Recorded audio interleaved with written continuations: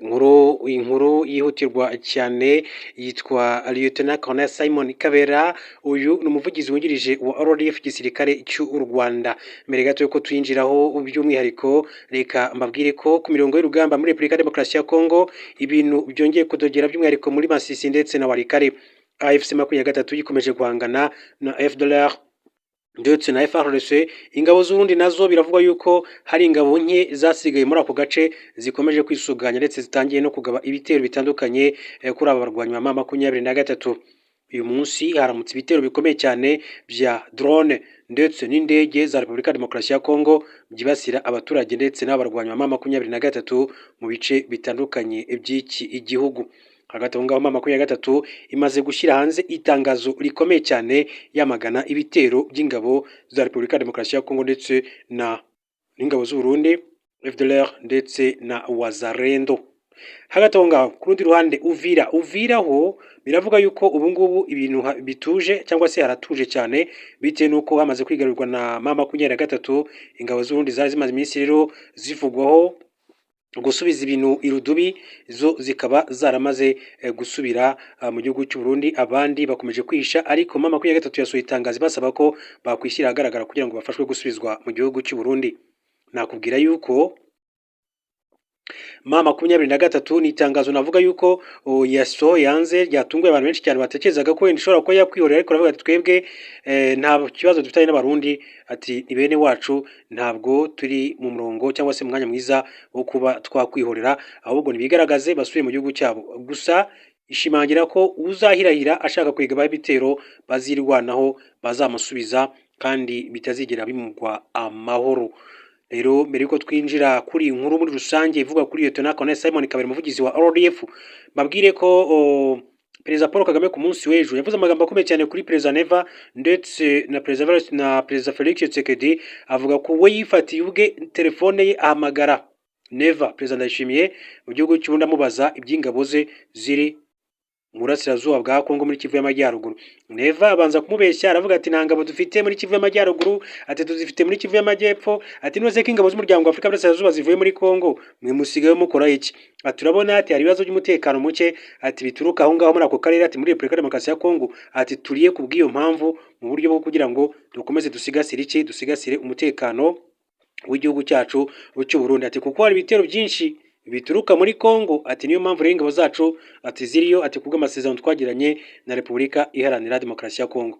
Aya magambo rero ati mu by'ukuri yaje gusa nkaho ibyo yavugaga yabeshyaga, bitewe nuko nyuma y'igihe gito hari ingabo z'ubundi zakoze iki, zahise zifatirwa zafatiwe muri Kivu y'Amajyaruguru, bihita bishimangira ibyo umukuru w'igihugu cy'u Rwanda Perezida Paul Kagame yamubwiraga ku murongo wa telefone. Yitwa Lieutenant Colonel Simon Kabera. Uyu rero akaba ari umurokore ukunda ijuru n'u Rwanda.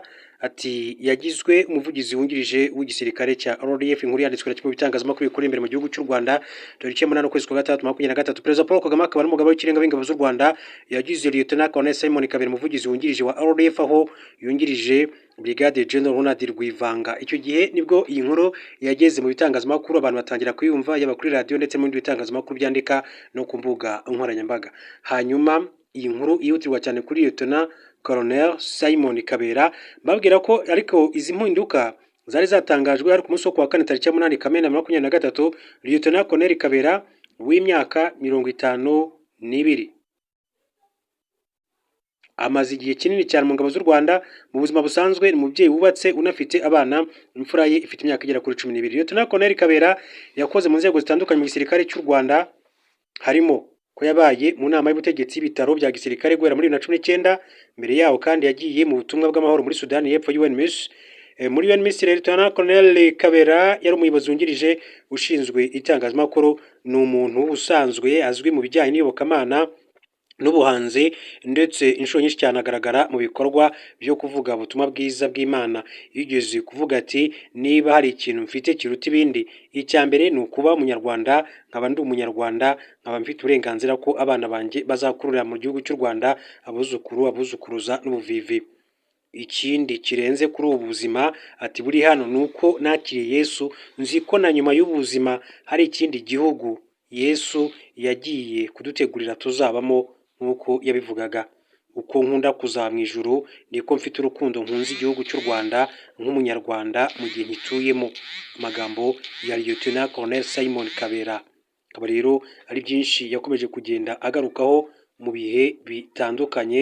Lieutenant Colonel Simon Kabera se yahungiye muri Uganda mu mwaka w'igihumbi kimwe magana cyenda mirongo itandatu na kabiri. Mbere y'uko Kabera avuka mu mwaka w'igihumbi kimwe magana cyenda mirongo irindwi na gatatu, yavukiye ahitwa Rugazi muri Uganda, aho umubyeyi we yari umushumba w'inka, ariko mbere yo guhunga yari umuyobozi mu bice byo mu Mayaga, ndetse yari mu bubashywe cyane. Ariko hamwe n'ubutegetsi bubi bwariho n'akarengane kari gahari, data ahunga mu mwaka w'igihumbi kimwe magana cyenda mirongo itandatu na kabiri, njye mvuka ku mubyeyi w'umushumba w'Abanya-Uganda. Yavuze ko ubwo yinjiraga mu gisirikare cya RPA se atarakira umushumba, ahubwo yari asigaye afite inka ze, ku buryo abana be babashaga kubona amata uko babishaka. Mu buto bwe aho yize mu ishuri yabaga ari wenyine, kandi ngo yari muto ku buryo bamwitaga Akanyarwanda. Muri icyo gihe cyose ngo yashakaga kwisanisha n'Abanya-Uganda, kuko ngo yabonaga ko bubashywe. Ngo bajyaga basezerera Abanyarwanda babasereza bavuga ko iyo imvura ibanyagiye bapfa. Ati iyo udafite igihugu nta jambo uba ufite, bashobora kugucumbikira akanya gato, ariko akanya ako ariko kose kuko atari igihugu cyawe, umuntu arakubwira ngo subira aho wavuye, kuko agaciro k'umuntu gashingira ku kuba afite igihugu akomokamo. Mu mwaka w'igihumbi kimwe magana cyenda mirongo icyenda na rimwe ngo ntiyigeze abwira ababyeyi be bari bakiriho ndetse nabo bavukana ko agiye ku rugamba, ahubwo yafashe urugendo we na mugenzi we witwa Claude witabye Imana, bajya ku rugamba rwo kubohora igihugu cy'u Rwanda. Ati ni urukundo rw'igihugu. Icya kabiri ni akarengane kari gahari ku Banyarwanda bari hanze n'abari imbere mu gihugu. Nahuriyeyo n'abandi bavuye mu ishuri nkanjye, twafataga icyemezo cyo kuvuga ngo reka tugende twitangire igihugu. Ukaza mu Rwanda utazi urwo ari rwo, nje nari ntararubona no muri filime, ariko data yaravugaga ngo u Rwanda ni igihugu cy'amata n'ubuki. Nari nzi ko hari ukuntu nk'umusozi nka Mount Kigali hamanuka amata n'ubuki. Yavuze ko kujya mu gisirikare byashingiye ku buzima abantu babagamo mu buhungiro. Ati naravuze nti nubwo nta bunararibonye mfite, ariko ndagiye, kandi kugeza uyu munsi ndacyafite ishyaka n'urukundo cyane. Niyo mpamvu nkikora akazi kanjye ko kwitangira iki gihugu cy'u Rwanda, kuko nta kindi wagisimbuza. Kuva yajya mu gisirikare ngo yigishijwe kugira ikinyabupfura ndetse no kugaragaza itandukaniro ariho hose. Ikindi ngo yigishijwe akijya mu gisirikare harimo kwitanga kuva ku munota wa mbere kugera ku munota wa nyuma. Jenoside yakorewe Abatutsi imaze guhagarikwa nibwo yasubiye mu mashuri. Ubu afite masters muri politike n'indi mu mategeko mpuzamahanga. Afite kandi impamyabumenyi mu bijyanye no gutanga amasomo. Afite imidari irimo uwo kubohora igihugu, ndetse n'umwe imushimisha cyane yigeze kuvuga ati nzawereka abahungu banjye. Afite n'uwo guhagarika Jenoside yakorewe Abatutsi mu Rwanda. Yigeze kuvuga ati niba ukunda igihugu ijuru, kunda n'iki gihugu, kuko mbere y'uko ujya mu ijuru uzaba muri iki gihugu cy'u Rwanda. Mutanyumva nabi ko nagereranyije ijuru n'iki gihugu cy'u Rwanda, ariko Pawulo yaravuze ngo musengere igihugu kugira ngo kigire amahoro, kuko nikiyagira namwe muzagira. Ubisengesho ryanjye ni ukuvuga ngo hazabeho abandi badusimbura bafite umutima wo gukunda igihugu cy'u Rwanda. Ni Lieutenant Colonel Simon Kabera, akaba rero yaragizwe umuvugizi wungirije w'ingabo z'igihugu cy'u Rwanda. Abantu batandukanye bagize byinshi bavuga kuri uyu Lieutenant Colonel Simon Kabera, ukunzwe n'abatari bake. Hari uwagize ati mazina ati n'abandi mureke kwitiranya ibintu. Sawuli yari umusirikare, Dawidi yari umusirikare, Gideon yari umusirikare. Ati iyo urwana nudashakira abandi byiza byagenda gute? Igisambo kigusanze iwawe wabigenza ute?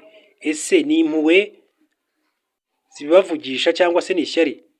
Afande Simon Courage bavugaga ngo muri ADPR ni injiji gusa, ngo ni mu ngengabitekerezo. Ati kumbi harimo n'abafandi.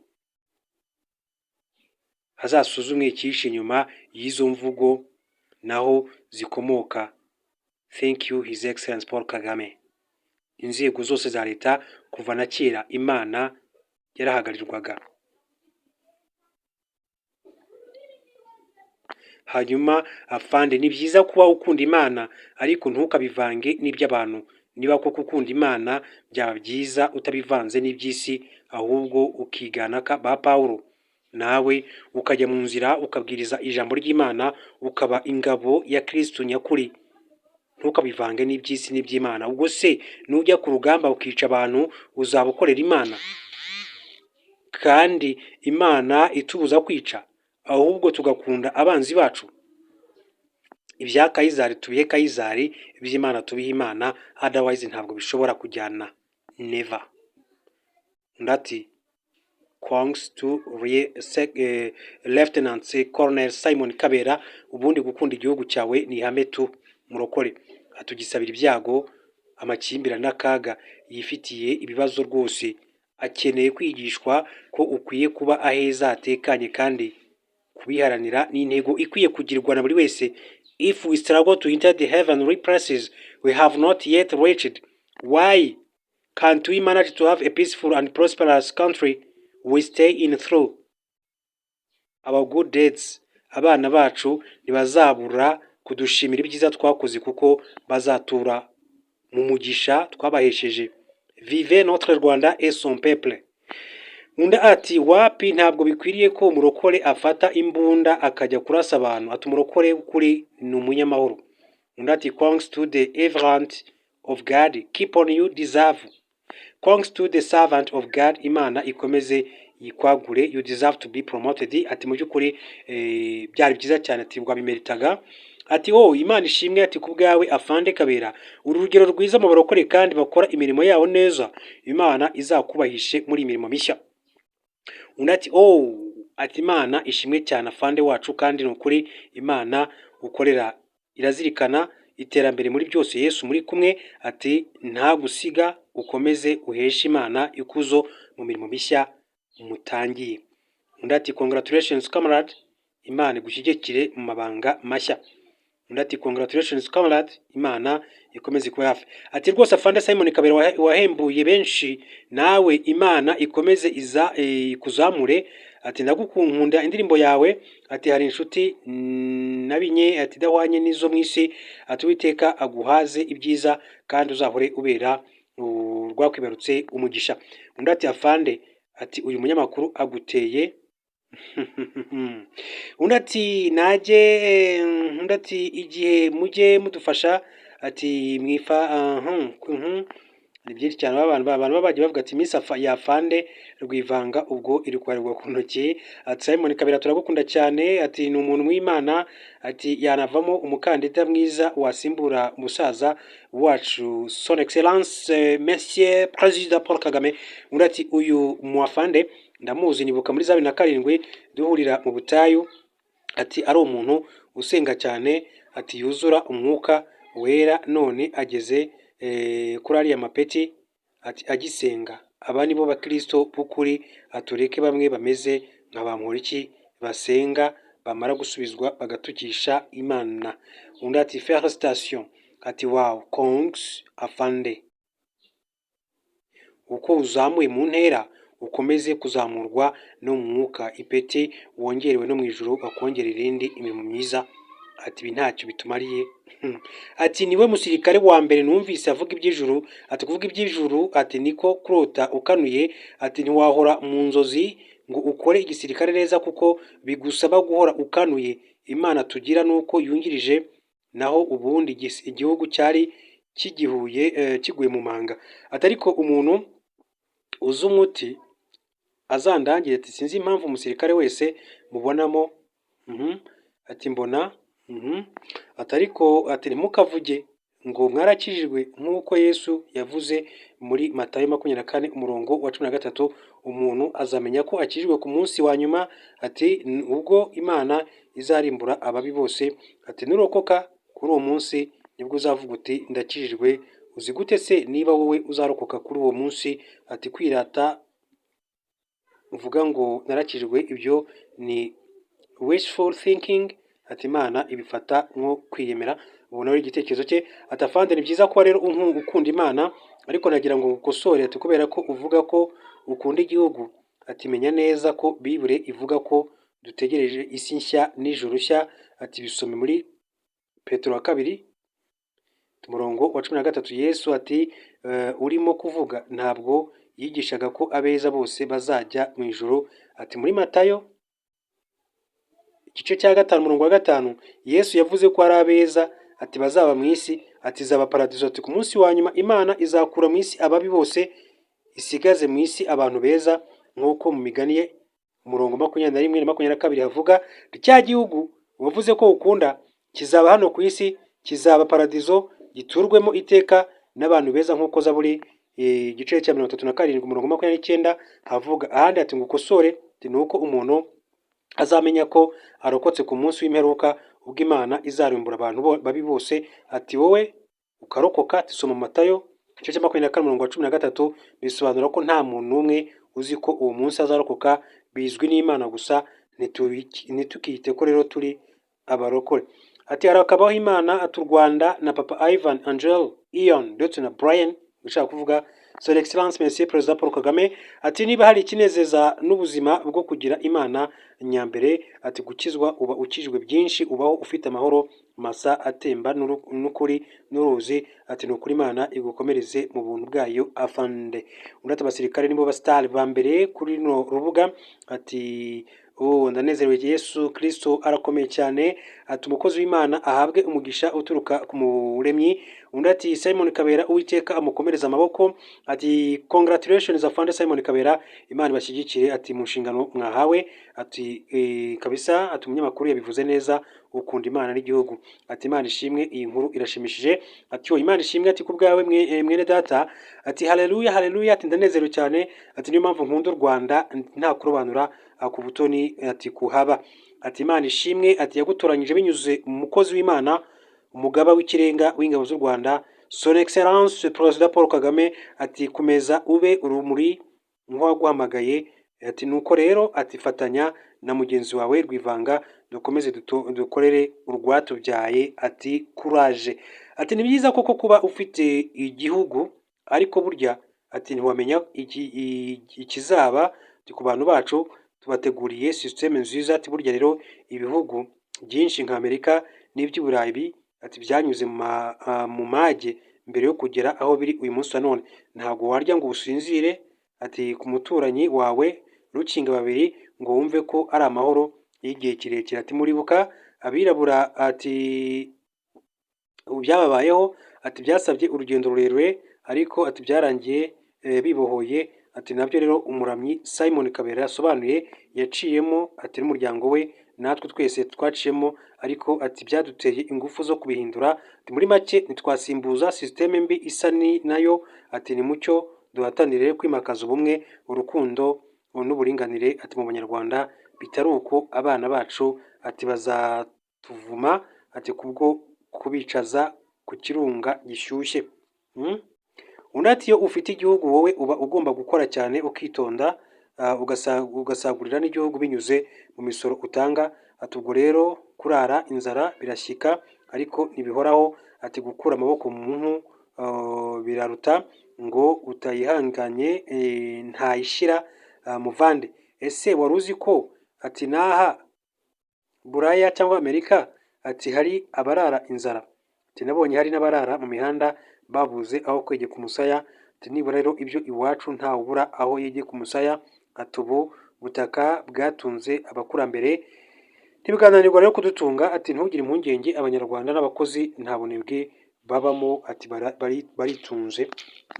Ni abantu rero bagize gutya byinshi baba bagenda bavuga muri rusange. Hanyuma reka dusome igitekerezo cya Matoya wagize ati courage kabisa, ati kandi ukomeze imihigo yo gukorera neza igihugu cyawe. Ati kuko arizo nshingano uhawe. Ati gusa kuvanga politike n'imirimo y'Imana bizakugora, kuko uzajya uvuga ko ingabo z'u Rwanda zitari muri Kongo. Yes.